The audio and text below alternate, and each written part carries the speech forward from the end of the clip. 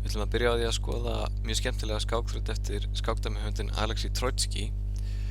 Trojtský þessi var fæddur árið 1866 og starfaði sem skógarvörður í skógum Síberíu. Starf hans gaf honum tækifæri til þess að eyða miklum tíma við rannsóknir á skák og hann skildi eftir sig fjöldan allan af skákdæmum, glæsilegum skákdæmum og mörg þeirra byggja á styrkleikum léttumannanna, biskups og riddara, og það er einmitt það sem að gerist í þrautinni sem við erum með fyrir framan okkur hér. Hér hefur hvítur einn biskup og peð gegn tveimur peðum svarts og það er ljóst að hvítur vill helst ekki fara í uppskipti hér því að svartur vinnur þá peðið í framhaldinu og hvítur situr þá eftir með einn biskup.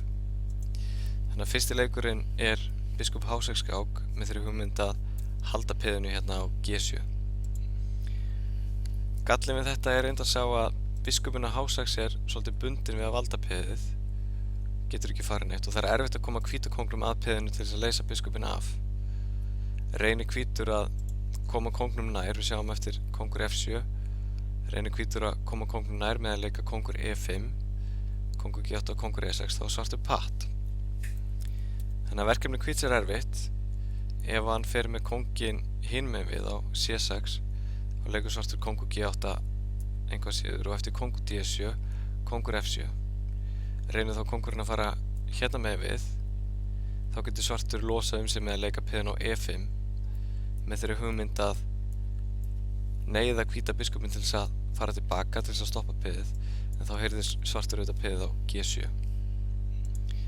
Þannig eftir kóngur F7 þá eru enga góða leiðir fyrir hvíta kónginn að komast nær og ekki gott fyrir biskupinn að hörfa því þá fellur peðið. Og það er því eiginlega bara einn leikur sem kemur til greina fyrir hvítan og það er mjög óvæntur leikur. G8 drottning. Þetta verður svartur að drepa og núna kóngur E6.